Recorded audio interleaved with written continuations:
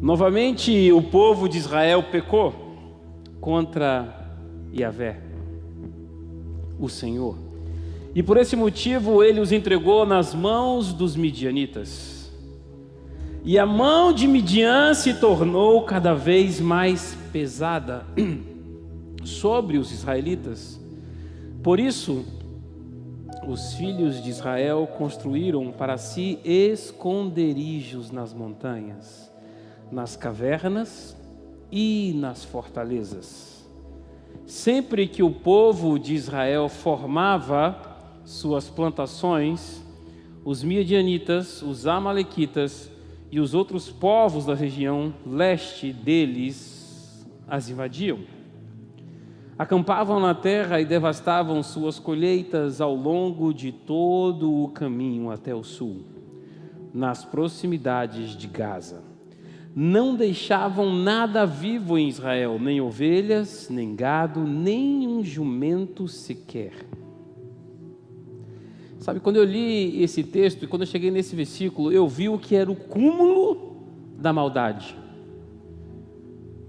E não é maldade somente contra um povo, é a maldade enraizada no coração do ser humano.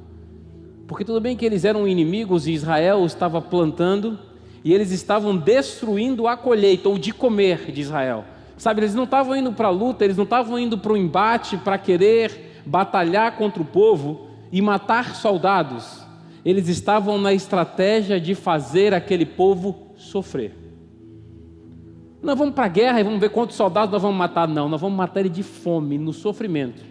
Mas até aí, a gente entende que ele estava pilhando as cidades, saqueando as cidades, destruindo as colheitas, matando os animais que se comiam, o gado, as ovelhas. Aí quando chega nesse versículo, você diz assim: e eles acampavam na terra e devastavam todas as suas colheitas ao longo de todo o caminho até o sul, nas proximidades de Gado. Não deixavam nada vivo em Israel, nem ovelhas, nem gado, nem um jumento sequer. Matavam o jumento simplesmente por matar, porque era um ser vivo. Até porque o povo não comia jumento. Eles subiam trazendo os seus animais e suas barracas e chegavam como enxames de gafanhotos. Era uma multidão de guerreiros impossível se contar, e todos os seus homens e camelos invadiam uma terra com o intuito, a Bíblia diz, de destruir tudo. Por causa de Midian, Israel foi reduzido a tamanha miséria que os israelitas passaram a clamar por socorro a Deus, o Senhor. Então já comece a entender que os midianitas e os amalequitas e o povo ali a leste estavam destruindo tudo, trazendo miséria e desolação àquela terra. E aqui a gente já começa a ter uma ideia de por que aquilo estava acontecendo, para que aquele povo acordasse e começasse a clamar mais uma vez pela presença do Todo-Poderoso. Eu tenho certeza que era isso, não era isso que Deus queria, que eles chegassem a tal ponto de aperto, de dificuldade, de sofrimento, de destruição, que só então se lembrassem do Senhor. Mas Deus, a Bíblia diz que Ele é misericordioso e Ele é tardio em irar-se. Mas o povo chegou no limite, estavam adorando outros deuses, estavam levantando altares a falsos deuses, estavam elevando os postes ou os totens de Azerá, enraizando uma cultura pagã dentro do arraial dos escolhidos do Senhor. E isso foi trazendo tristeza ao coração de Deus, e Deus deixou eles estar ao ponto de eles serem desolados. Mas aí, versículo 6: por causa de Midian, Israel foi reduzido a tamanha miséria, que quando eles chegaram em tal ponto de calamidade total, de miséria, de desprezo, de opróbrio, de não ter mais nada, eles começaram a clamar por socorro a Deus. E aqui na minha versão que eu estou lendo, King James, fala socorro a Deus, vírgula, o Senhor. E o Senhor está com todas as letras maiúsculas. Não sei se na sua Bíblia está assim, e tem uma diferença grande. Eu já expliquei isso aqui, quando é o Senhor apenas com S maiúsculo e o Senhor com todas as letras maiúsculas. O Senhor com todas as letras maiúsculas é Jeová, Yahvé, o Todo-Poderoso de Israel. E eles se lembraram que eles tinham um Deus que era o Todo-Poderoso. E eles começaram a clamar por socorro. E o verso 7. Então, quando o povo de Israel rogou a Yahvé por causa dos midianitas, o Senhor enviou-lhes um profeta que eles exortou. Assim diz Yahvé, o Deus de Israel: eu vos fiz subir do Egito e vos fiz sair da escravidão. Repare bem que Deus não chegou para eles automaticamente: vocês clamaram por socorro, eu vou livrar vocês hoje. Deus só fez relembrar a eles quem Ele era. Você está clamando por socorro? Eu sou mesmo, que tirei vocês do Egito e do tempo de escravidão. Eu não mudei. Quero que Deus estava querendo dizer: eu não mudo, em mim não há sombra de variação, eu permaneço mesmo. Vocês clamaram e eu estou aqui. Agora vocês mudaram. Vocês se afastaram. Vocês pecaram. Vocês trouxeram uma cultura de fora para dentro do arraial. Vocês elevaram postes de Azera no meio do meu povo. E a gente vai entender mais na frente que hoje em dia a igreja continua a fazer isso. Ah, bispo, mas eu nunca vi um poste de Azera em alguma igreja. Mas o poste de Azera representa a cultura do mundo dentro do arraial de Deus. Mas vamos para frente. 9. Eu vos livrei da mão dos egípcios e da mão de todos os que vos oprimiam. Eu os expulsei do diante de vós e vos concedi a terra onde eles habitavam. O que é que Deus estava dizendo? Eu fui lá, te tirei do Egito, tirei da escravidão, te prometi uma terra nova e eu mesmo te levei e te liderei e firmei os seus passos até que vocês alcançassem e adentrassem a terra que eu prometi aos seus antepassados. E também vos declarei: eu sou Yahvé, vosso Deus, o Senhor. Não temai os deuses e o poder dos amorreus, em cuja terra habitais. Contudo, vós não me destes ouvidos. Verso 11. O anjo de Yahvé veio e assentou-se sobre o grande carvalho que está em Ofra, que pertencia a Ioás Ben-Ezer, Joás, filho de Abiezer. E aconteceu que Gideão, filho de Joás, estava malhando trigo num tanque de prensar uvas, ou num lagar, a fim de ocultá-lo dos midianitas. Senhor da glória, essa é a tua hora, meu Pai. Doce amigo Espírito Santo, toma nossas mentes cativas a Ti, para que nós possamos entender mais de Ti, do Teu reino, da Tua palavra que está sendo lida, e entendendo, Senhor, possamos avançar para cumprir os Teus propósitos aqui na terra, em nome de Jesus. Preste atenção, a gente leu aqui o começo todo, os 10 primeiros versículos do Juízes 6, para a gente começar a traçar e entender o contexto que estava acontecendo naquela época. Israel estava sendo pressionada e oprimida pelos midianitas, amalequitas e os povos do leste. Eles estavam chegando, pilhando, roubando, saqueando as colheitas, matando os animais, destruindo tudo que ele estava. A Bíblia ainda fala que eles chegaram como um enxame de gafanhoto. Não deixava nada, chegava para trilhar, para cortar, para roubar, para acabar mesmo. E aí, de repente, aqui no verso 11, o anjo do Senhor veio, assentou-se sobre o grande carvalho que está em Ofra, que pertencia a Joás, filho de Abiezer. E aconteceu que Gideão, filho de Joás, estava malhando trigo num tanque de prensar uvas, ou num lagar, a fim de ocultá-los dos midianitas. E é muito fácil a gente olhar para essa passagem e ver assim: pô, mas Gideão então estava escondido. E é isso que a Bíblia está dizendo, porque se ele estava num lagar, se ele estava numa prensa, que é um poço, ou seja, algo que é cavado ou escavado, ele estava escondido num buraco. E é muito fácil a gente olhar e julgar e falar assim: ele estava escondido, era um frouxo. Ele estava escondido, era um covarde. Ele estava escondido, não tinha coragem de botar a cabeça para fora, não tinha coragem de sair e enfrentar os inimigos. E estava ali provavelmente malhando trigo e se lastimando como um frouxo.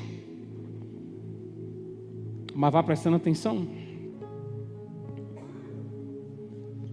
porque muitas vezes a gente começa a julgar as pessoas que a gente acha que deveriam estar fazendo algo em algum lugar, sem saber o que ele está fazendo naquele lugar e o que aquilo representa para o Senhor. Porque o Senhor, Ele sonda o coração. Então, para todo mundo que estava à volta, era muito mais fácil dizer: não, é um frouxo. Está escondido ali, malhando um pouquinho de trigo, para que ele tenha o sustento dele, e a família vá passando, e ele vá se sustentando, e deixa o povo para lá. Eu quero que você entenda que é muito mais difícil você malhar trigo num lagar do que na eira, que é o lugar próprio de se fazer. O lagar é uma prensa, é um lugar de você prensar frutos, de você amassar e quebrar algo como uvas para se fazer suco ou vinho, ou de você prensar e amassar azeitonas para você extrair o azeite. Ou seja, é uma prensa, um lugar de quebrar as coisas, um lugar de moer as coisas, para que através da pressão, para que através do despedaçar você tenha algo novo. E na hora de você malhar o trigo, você vai para um campo aberto, onde o vento sopra, para que você faça menos esforço, jogando o trigo para cima, e a palha vai separando do caule, e você vai colhendo aquele fruto ali muito mais facilmente. E você fazendo num lugar que não corre vento. Imagine você malhar trigo, e como é que separa? Será que ele fazia de pouquinho em pouquinho e soprava? Ele estava fazendo algo muito mais difícil. Mas o que eu quero que você comece a entender nessa noite, que guerreiros escondidos, eles colhem frutos em lugares inesperados. Eu não sei qual é o lugar inesperado que você se encontra, mas os guerreiros escondidos de Deus colhem frutos em lugares inesperados. Um lugar onde ninguém acredita que pode dar fruto, é onde o guerreiro escondido está lá extraindo fruto e trazendo sustento. Malhando o trigo no lagar ao invés da eira, fazendo a coisa certa no lugar errado. Malhar o trigo no lagar exige um esforço sobrenatural. Começar a retirar minuciosas impurezas, manualmente, sem a ajuda do vento, sem a ajuda da claridade. Devia levar muitas horas e um trabalho exaustivo. Ao malhar o trigo no lagar, na prensa, Gideão demonstra disposição e coragem. Por mais que esse trabalho eu possa fazer em 20 minutos ali, eu demoro 2 dias aqui, mas eu não vou abandonar o serviço que eu tenho que fazer. Eu não vou abandonar a obra que eu tenho que cumprir. Por mais que o fruto da oliveira minta, ele permanece. Não se sabe se outras pessoas em Israel faziam isso, mas na casa de Gideão não faltava alimento. Gado e cereais se mantiveram, apesar dos 7 anos de ataques constantes dos midianitas. O que me leva a crer que Deus sempre esteve com Gideão, guardando ele. Independente da situação, no português claro, o pau quebrando, e o Senhor estava com Gideão, protegendo. Não significa dizer que porque o Senhor estava protegendo Gideão não estava fazendo um trabalho árduo. Não significa dizer porque Gideão estava no buraco que ele não estava trabalhando mais pesado. Não significa dizer porque ele não estava no fronte ainda que o peso daquilo que ele fazia não era muito grande. Deus estava guardando. Gideão guardava no seu coração as lembranças de quem Deus era. Um Deus bondoso que libertou o povo do Egito. Mesmo naquela situação caótica e triste de crise e de guerras que o povo estava enfrentando, Gideão ele se recusou a deixar o drama e a situação difícil determinar o destino dele. Gideão nunca desistiu da colheita. Que ele podia dizer assim: se eu não tenho como malhar o trigo na eira, em lugar aberto, em campo aberto, como se deve fazer, como se é o certo, como se é a tradição, eu não vou plantar mais. Por que eu vou plantar se eu vou colher, mas não vou conseguir separar o trigo? Que às vezes na nossa vida é assim. a gente segue semeando, e porque a gente tem uma pequena dificuldade, um pequeno percalço, isso eu não planto mais, porque vai me exigir muito esforço para malhar esse trigo. Quer malhar o trigo? Você sabe como? Ligar na tomada e botar século 21, bispo. O homem estava lá, meu irmão, no buraco, no lagar, sem vento, para ajudar a separar, sem luminosidade, mas não cessou. Em meio à dificuldade avançou. Em meio ao tempo ruim avançou. Porque tem certeza de quem Deus é e tem certeza das promessas que Deus tem. Bispo, mas a gente está vivendo uma pandemia. A pandemia praticamente já passou. Claro que os efeitos socioeconômicos dela vão perdurar um tempo. Crise na economia, juros altos, crise de desabastecimento acontecendo no mundo. Mas você tem que continuar a malhar o seu trigo, seguindo firme, não desistindo da sua colheita. Sabe, pode ser um lagar para os outros, mas vai funcionar como uma eira para você e sua família. Não desista. O que acontece no lagar? Tudo que entra no lagar tem um propósito.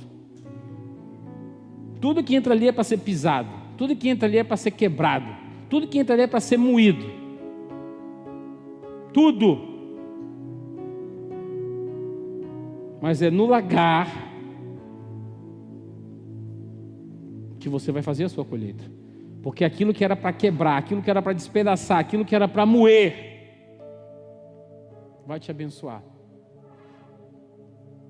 Nós já falamos aqui sobre a azeitona.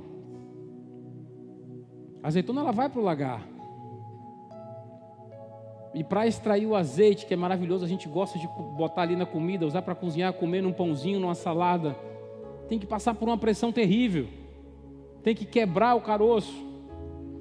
Mas antes mesmo dela ir para aquela prensa, eu tive a oportunidade já de ir a Israel, e quando eu vi, não sei se é sempre assim, mas uma vez eu vi uma colheita lá e chamou a minha atenção. Umas varas enormes, e eles estavam batendo no pé para derrubar as azeitonas. Então a bicha já começa a apanhar no pé. E você tomou uma topada e está chiando. E a azeitona lá, o fruto lindo, já apanhando no pé. E quando ela apanha no pé, não, caiu no colchão não, irmão, caiu no chão mesmo. Tomou porrada em cima, caiu porrada embaixo. Passou, não, agora vai para a prensa. Vai ser moído, vai ser quebrado, vai ser pisado. Mas enquanto você está ali, o azeite está fluindo. O azeite está escorrendo. O ouro líquido está saindo. E azeite representa unção, representa prosperidade, representa bálsamo, cura, restauração, representa prosperidade, representa muito. Mas para quando você começar a viver esse estágio, tem paulada, tem queda e tem prensa.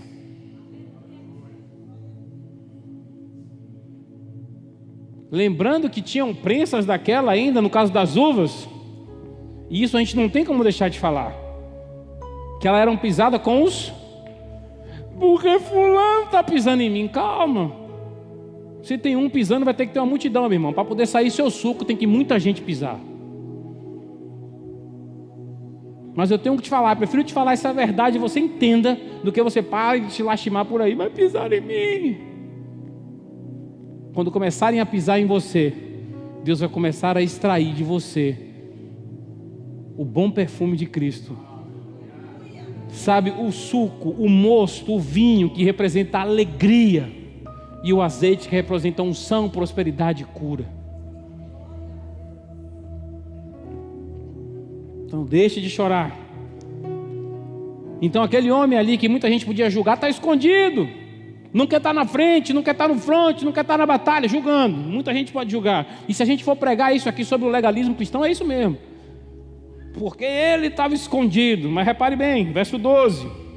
Então o anjo do Eterno apareceu a Gideão e lhe saudou: Yahvé está contigo, valente guerreiro. Deus não mente. Então o que muitas pessoas podiam enxergar como um frouxo, quando o anjo do Senhor chegou de frente para ele, chegou e disse: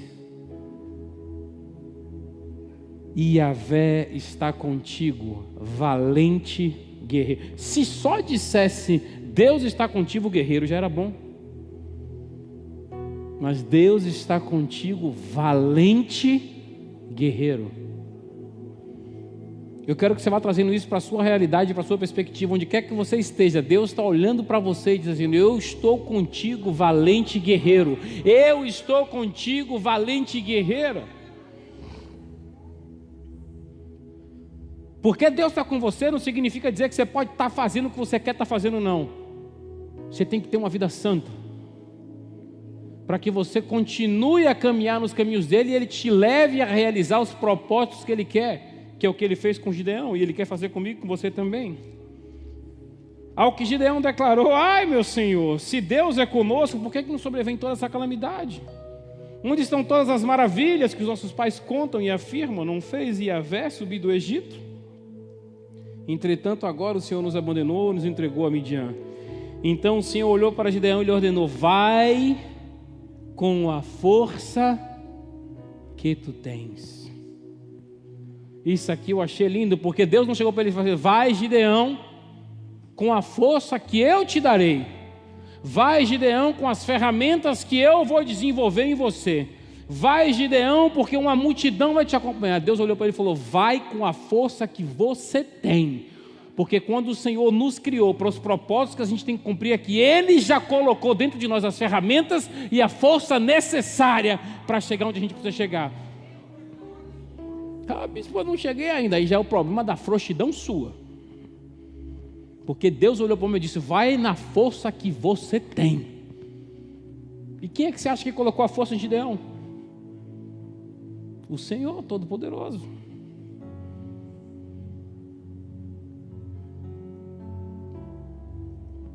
O que era para te quebrar, irá te abençoar. Gálatas 6:9, portanto não nos cansemos de fazer o bem, no momento certo teremos uma colheita de bênção, vírgula, se não desistirmos. Amós 9:13, virá o tempo, diz o Senhor, em que o trigo e as uvas crescerão tão rápido, que o povo não dará conta de colhê-los. Vinho doce gotejará das videiras no alto das colinas de Israel. Virá o tempo nas nossas vidas que o trigo e as uvas crescerão tão rápido, serão tão abundantes, que a gente não dará conta de colher tudo que Deus tem para nossas vidas. Salmo 65:11, coroas o ano com boas colheitas, tuas pegadas deixam um rastro de fartura. Ah, bispo, mas eu não sei o que fazer, eu não sei se eu tenho as ferramentas certas, eu não sei se eu tenho a coragem necessária, eu não sei se Deus olharia para mim e diria: olá, salve, bravo guerreiro, valente guerreiro.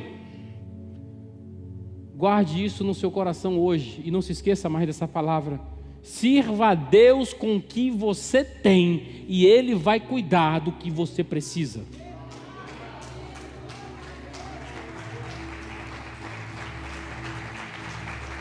Aleluia, glória a Deus. Guarde isso no seu coração, sirva a Deus com o que você tem e Ele vai cuidar do que você precisa.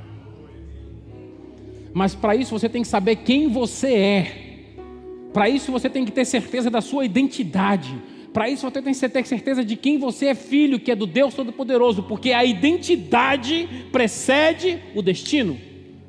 Se você não sabe quem você é, você não pode saber aonde você vai chegar. Identidade precede destino. Gideão estava num buraco. Gideão estava ali num lagar. Mas Deus olhou e disse: é Ele que eu quero. É Ele. Ah, está escondido. É Ele. Deus ele não precisa que você esteja livre dos seus problemas para você receber as suas promessas. Ele não precisa disso. Ele te dará uma promessa que vai livrar você dos seus problemas. Entenda isso. Ah, não, bispo, porque eu estou em tal lugar, porque eu estou em tal posição, porque eu estou ocupando tal cargo. Você não é uma bênção por onde você está, você não é uma bênção pelo lugar que você ocupa, você não é uma bênção pela posição que você está agora, mas você é uma bênção por quem você é, filho de Deus. Não é sobre aonde você está na vida, é sobre quem você é em Cristo. Quem você é em Cristo? Quem Cristo é para você? Quem você é em Cristo? Você tem essa certeza de quem você é em Cristo? Não é sobre onde você está, lembre-se disso, é sobre quem você é em Cristo. No verso 6,14, eu não canso de ver isso. Então o Senhor voltou para ele e disse: vá com a força que você tem e liberte Israel dos midianitas. Vá com a força que você tem e liberte Israel dos midianitas. É que Deus está querendo falar nessa noite. Vá com a força que você tem e proceda para o destino que você precisa ir. Vá com a força que você tem e comece a libertar você, os seus, as suas famílias do cativeiro de Midian. Vá com a força que eu coloquei em você e rompa. E ele finaliza o versículo e fala assim: sou eu quem o envia. E entenda uma coisa, eu acho que essa experiência que eu passei na academia militar quando eu era mais novo me fez entender isso muito claro, então isso para mim eu não tenho dúvida. Meu irmão, se eu estava na academia e no tempo que eu cheguei lá novinho, com 15 anos de idade, recruta, um oficial me desse uma missão e mandasse eu levar um recado, eu levava para qualquer um. Ah, não, mas esse recado assim, o negócio é muito afrontoso, você pode ter preso. Meu irmão, eu estou indo sobre quem me mandou. Então, quando você releva uma mensagem dentro de você, é a mensagem daquele que te confiou, que garante o sucesso da missão. Não é pela sua palavra, não é pela sua força, mas é pelo poder de Deus que opera na sua vida. Mas você tem que ter certeza da sua identidade, porque já falei aqui, a identidade precede o destino.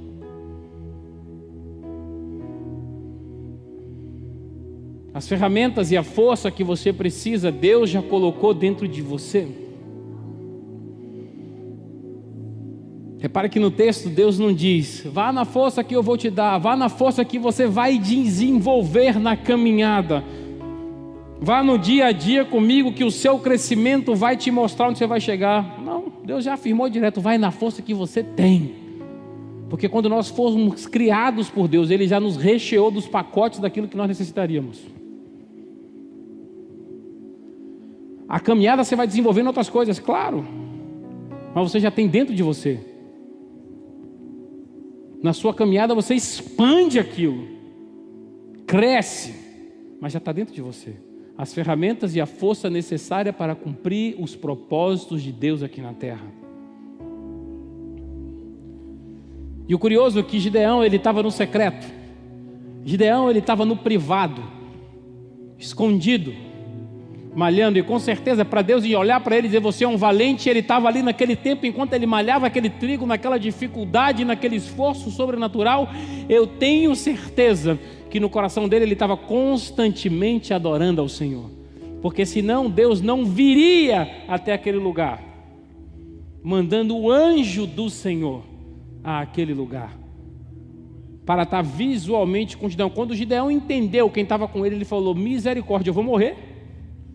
Se vocês continuarem lá, você vai ver, eu vou morrer. E quando Deus disse que não vai matar ele, ele constrói um altar ao Senhor e diz: Jeová Shalom, o nome disso aqui, Deus é a minha paz. Porque ele entendeu quem estava na frente dele, e ele tremeu quando ele entendeu quem estava ali com ele. Mas aquele encontro privado que ele tinha no diário com Deus foi que levou ele para uma elevação, foi que levou ele para uma promoção pública. Porque é a nossa busca no secreto que nos proporciona uma honra pública. Quando você busca a Deus no secreto, Ele lhe honra em público. Quando você busca a Deus no seu privado, Ele te honra na frente de multidões.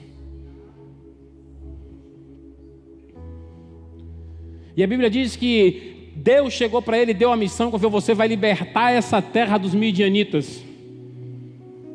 E desse culto pagão, e desse povo, e dessa cultura que foi enraizada aqui dentro do meu povo, do meu arraial. E a Bíblia conta que Gideão se encheu de força e ele saiu daquele lugar. A primeira coisa que ele fez foi construir o altar ao Senhor, porque ele entendeu com quem ele tinha ali tido face a face. E quando Deus disse que não ia matar ele construiu um altar e disse: o nome desse altar é Jeová Shalom, Deus é a minha paz. E depois Deus voltou e conversou com ele, não mais o anjo do Senhor, mas o Senhor conversou com ele e disse: vai lá e quebra o altar que seu pai construiu para Baal. Aí Gideão disse: agora. E chegou lá, arrebentou com o altar que o pai dele tinha construído para Baal. E eu imagino que aquilo era uma coisa mais simples comparado com o que ele tinha que fazer depois, porque o que ele estava quebrando ali foi um culto geracional. Algo que a geração anterior tinha feito, que não agradava ao Senhor, e ele tinha que desfazer. E ele foi, pá, desfez. Aí Deus disse: parabéns, você é um valente guerreiro. Agora você destruiu algo que era geracional, que não me agradava. Está feito, Senhor. E aquele poste ali? O poste? Aquele poste ali de Azerá. Aquele poste era algo que foi imposto por Jezabel durante todo aquele período naquela terra, em tudo que era lugar. E aquele poste marcava o enraizamento da cultura pagã dentro do arraial de Deus. Aí Deus disse: o poste, você já quebrou agora a maldição geracional, agora você vai arrancar o poste do meio do meu povo. Você vai arrancar agora a cultura pagã e a cultura do mundo do meio do meu celeiro. Eu imagino que Gideão deve ter feito assim: não, eu vou arrancar o poste. Pega o machado aí, os meninos, e traz o saco de aninhagem para a gente botar o pó de serra aqui dentro. Deus disse: não, meu lindo. O poste não é de adoração, não é o enraizamento da cultura aqui dentro. Disse: você não vai cortar o poste só e jogar o pó fora, não. Você vai pegar aquilo que foi motivo de adoração pagã, você vai cortar e a madeira você vai usar para trazer combustível para o meu altar. Ninguém entendeu. Entendeu não? A glória, a glória. Não entendeu. Aquilo que era motivo de adoração pagã, aquilo que é a cultura do mundo, que o mundo quer nos impor, Deus vai usar aquilo para tocar fogo no nosso altar e levar a mensagem dele mais longe. Vai entender agora. Vai entender agora. Um exemplo prático. Nós temos aí as mídias sociais. O bispo está dizendo que foi feito pelo diabo. Não disse isso aqui não. Temos as mídias sociais. Algo que você usa para falar do mal e difundir coisas de maldade, coisas de pecado, coisas de desvios da palavra de Deus e de caráter. E é algo que você pode usar para elevar e levar a palavra mais longe. Então aquilo que o mundo tem criado para ser uma cultura imposta, é isso que vai elevar a presença de Deus lá fora, se a gente souber usar isso como lenha, como combustível e botar para queimar no altar do Senhor.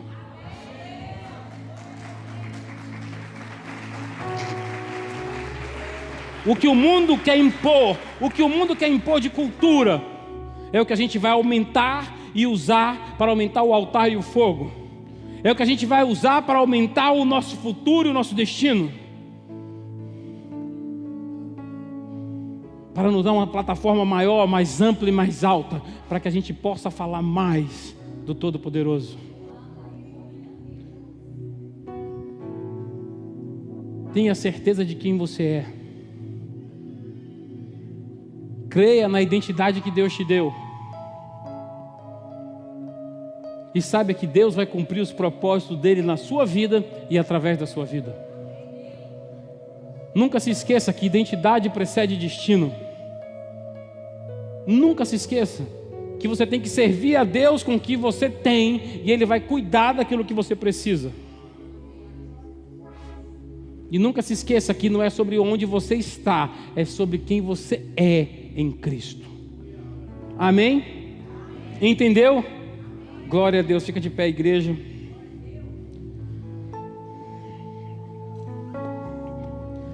Pai, em nome de Jesus, nessa hora nós queremos te dizer que nós entendemos que porque estamos num lagar, numa prensa, malhando trigo, não significa dizer que nós somos covardes, Senhor. Nós somos guerreiros escondidos, fazendo a obra, Senhor, naquele lugar que isso determinou. Então, Pai, bota convicção no nosso coração nessa noite, que a nossa identidade em Cristo tem que preceder nosso destino, que não é sobre onde estamos, mas quem somos em Ti. E nos leva a cumprir, Pai, os Teus propósitos e os Teus desígnios aqui na terra, em nome de Jesus. Coloca a convicção na vida do Teu povo, sobre aqueles que aqui estão e aqueles que nos assistem, que nós somos queridos de Deus e nós somos guerreiros valentes do Senhor.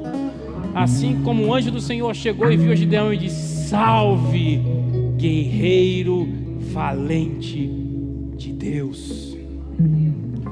Ó Senhor, coloca a convicção na vida dos Teus filhos e das Tuas filhas, do valor que ele tem e da obra que eles têm que realizar. Guerreiros e guerreiras que são, para a Tua glória, em nome de Jesus. Levante suas mãos assim aos céus.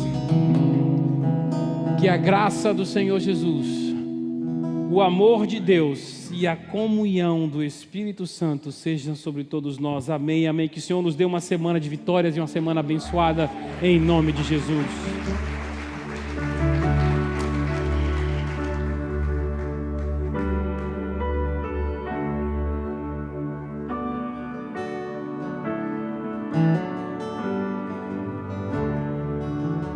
E do meu coração seja minha fortaleza, minha fonte eterna és, oh minha canção.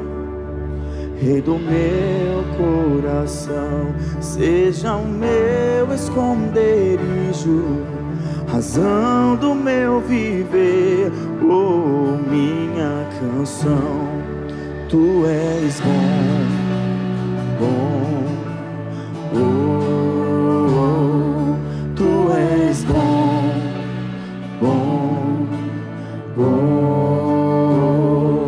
Tu és bom, bom, oh, Tu és bom.